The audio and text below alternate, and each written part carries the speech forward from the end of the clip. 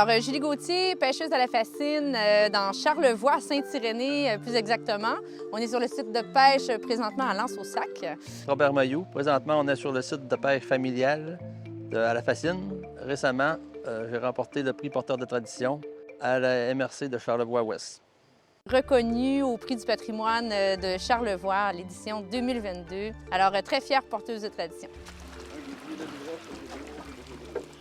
Dans l'historique de la pêche à la Fascine, nous, la famille, ça fait une 60aine d'années que la pêche ici, que vous voyez derrière, là, est ici.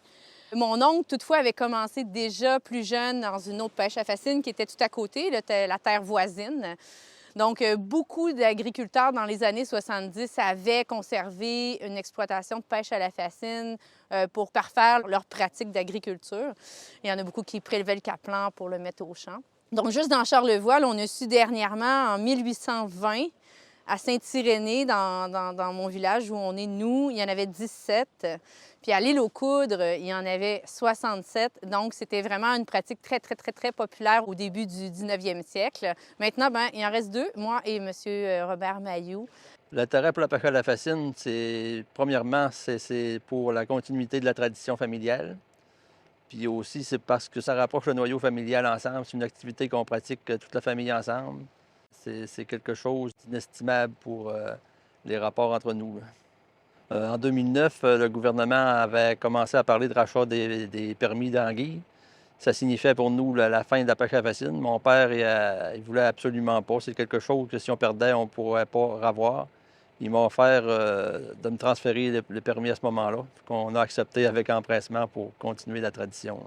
J'ai grandi ici, je suis née à L'Anse-au-Sac, donc la pêche à la Fascine et la scène de plage, la pêche en général faisait partie quand même de notre culture. C'était quelque chose à laquelle on était habitué. C'est les oncles, les tantes, les cousins, les cousines, les amis. Tout le monde participait à la pêche, sauf qu'à 18 ans, moi, j'ai quitté la région pour aller étudier en ville, à Québec. J'avais pas l'intention à ce moment-là de reprendre la pêche. Je suis restée là-bas jusqu'à 36 ans. Je suis revenue ici à 36 ans et à 39 et quelques, j'ai décidé de reprendre la pêche parce que mon oncle allait éventuellement arrêter de le faire. C'est lui qui détenait les permis. Puis en arrêtant, bien, c'est qu'il n'y en avait plus. Donc, pendant 4 ans, j'ai été être pêcheur, dans l'intention éventuellement de reprendre. Puis c'est en 2019 que le transfert officiel s'est fait. C'est sûr, quand j'étais plus jeune, le matériau de l'époque, il y avait moins d'argent dans les familles. Il servait de ce qu'il y avait sous la main. Il allait dans la forêt, il coupait les pièces de bois pour faire les ailerons qu'on appelle, les petites parties de barrière. Avec le temps, ça s'est raffiné un peu. Le bois a été remplacé par le fer et le plastique. C'est plus durable. Auparavant, la pêche familiale était du côté du bout d'en bas, la pointe est de l'île. Elle a été déménagée ici. L'emplacement de la pêche est pas mal toujours la même. On essaie des petites modifications d'année en année. Quand ça ne fonctionne pas, on revient à l'emplacement traditionnel. C'est pas mal le meilleur emplacement qu'on a trouvé, là. Nos parents n'étaient pas fous, là. Mes 3 enfants et mon épouse participent à la pêche. Gabriel, Joseph et Alexis, mon épouse Annie. On met la main à la pâte quand c'est le temps de la pêche. Pour la capture du poisson, les gars, on s'en vient là. Annie se prépare à prendre en note. Les clients préparent tout le matériel pour l'emballage. On monte en haut à notre atelier.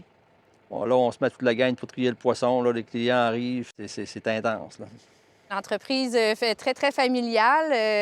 On est combien? On doit être... Quand c'est la période du caplan, il y a au moins une 15 à 20 personnes qui se mobilisent, là, mais c'est sûr que c'est souvent des fois à tour de rôle. Mais dans la période du caplan, en tout temps, il y a au moins 8 personnes en permanence, 8 à 10, je dirais, qui travaillent parce qu'on fait la vente aussi.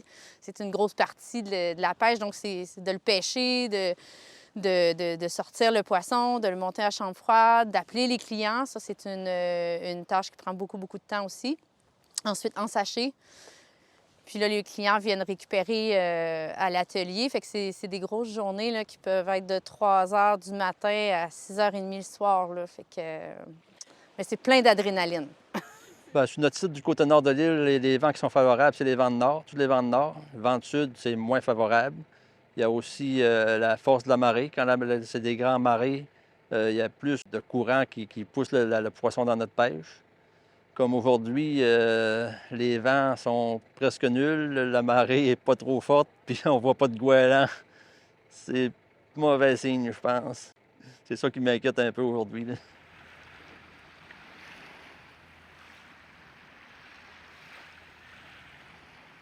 Nous, on est en filet. Monsieur Mailloux, je crois qu'il est plus en treillis.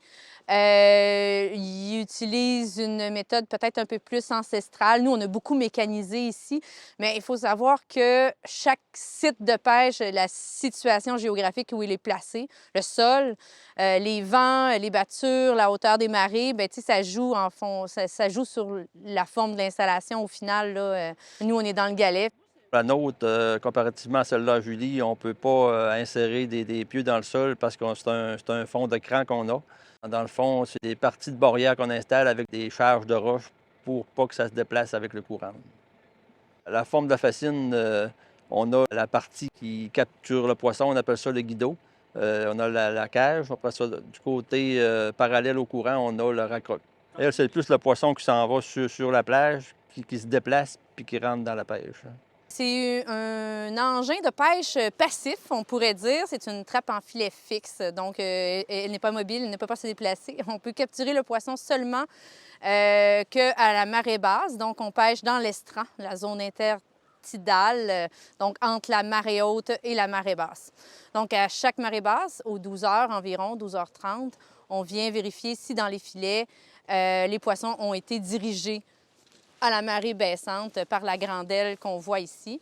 Puis ensuite, bien, il reste emprisonné dans la cage. Puis c'est là qu'on va le récupérer, on va voir qu'est-ce qu'on a comme surprise. Puis évidemment, à chaque période, c'est pas nécessairement le même poisson. Au printemps, on a le caplan, ensuite il y a le hareng, l'éperlan, le grand corégone, puis à l'automne, l'anguille qui va se présenter dans les filets. C'est ça, on capture le poisson, on le prépare, on sépare les mâles des femelles, les espèces de poissons, ceux-là qui sont pas bons pour la vente, on les met de côté pour engraisser notre terrain.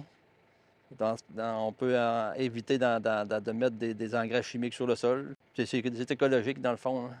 On peut mettre l'engin de pêche à partir du 1er avril et on peut le retirer on doit le retirer au 1er novembre. C'est sûr qu'à la période du mois d'octobre, là, il y a les tempêtes qui sont plus à l'horizon puis qui peuvent causer des bris. Fait que souvent, vers la mi-octobre, on pense, pendant la période des grandes marées, à retirer les engins pour éviter les bris qui pourraient porter atteinte à la pêche l'année suivante. Là.